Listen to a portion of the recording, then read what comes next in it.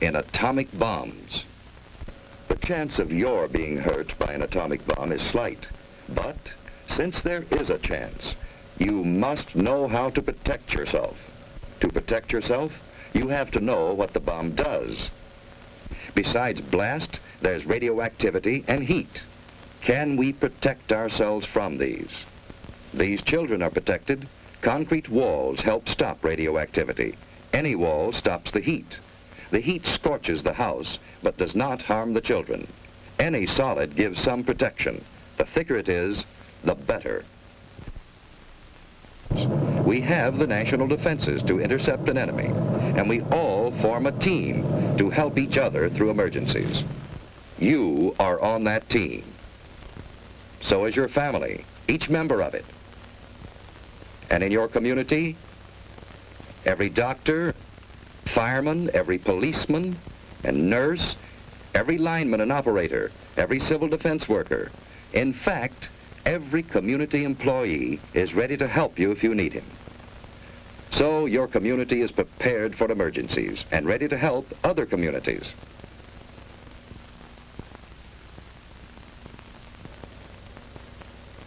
We have state and national headquarters for civil defense. And your city has a civil defense corps. We have a warning system and a system of defense. Yes, we have the equipment and the people for an effective team. But, like any team, it can win only when everyone knows his job and does it well. What is your job?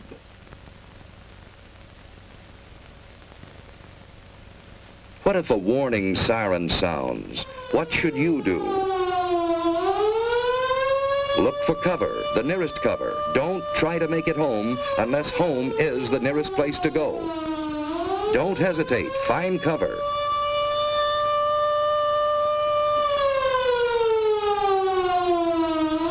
Everyone is in on this. Strangers will understand. Finding shelter quickly may save your life.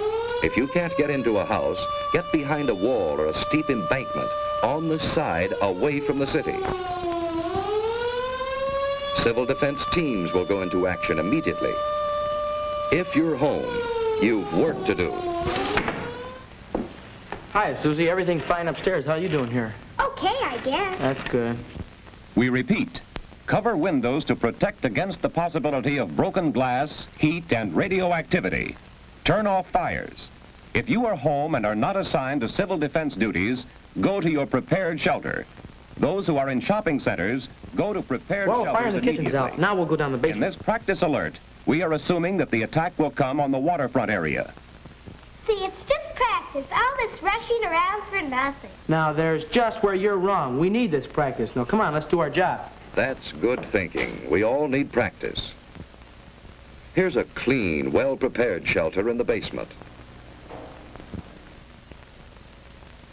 Ted and Sue have a battery radio, and they have soda ash and stirrup pump fire extinguishers.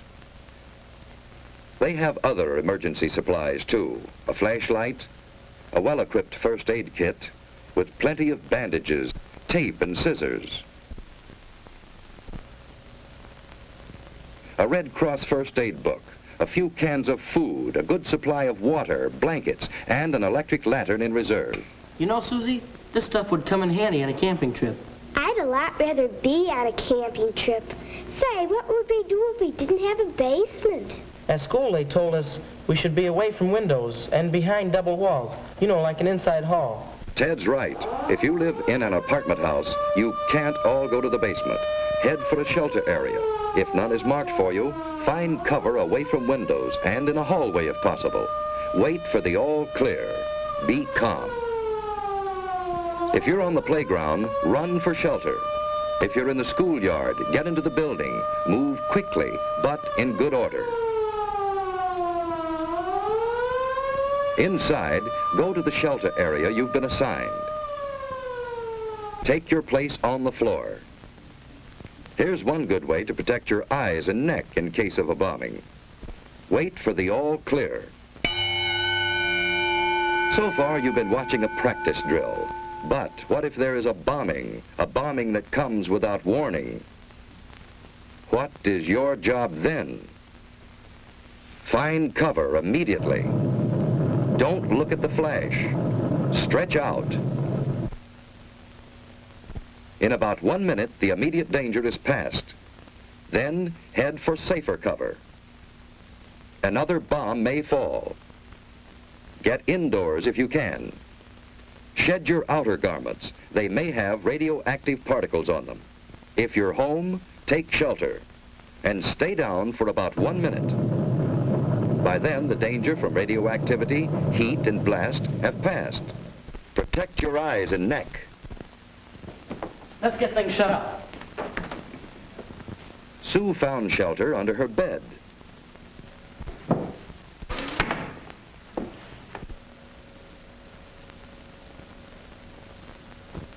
Dead. Let's get the battery set. When the house current is off, that battery radio is essential. Keep tuned in.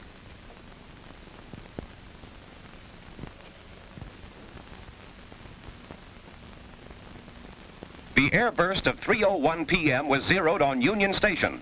Heavy damage extends from about 14th Street north to as far south as the waterfront. You know, we're lucky. To Western. That blast was miles Stay from there. undercover unless you have civil defense to... I've just been handed a bulletin. There's been an underwater burst at the waterfront. Water thrown up by the bomb is falling as mist and rain, and it is radioactive. Avoid this radioactive mist and What rain. does he mean which the by winds are blowing south from the river. radioactive mist? All According to what Dad said, the radioactivity gets into the mist and rain. And if the mist or rain gets on you, it's apt to make you very sick. What would you do about it? I'd scrub thoroughly with a detergent and water. What's a detergent? It's something like Mom uses when she washes dishes and clothes. Don't drink tap water. It may be contaminated. Ted and Sue are waiting for the all clear.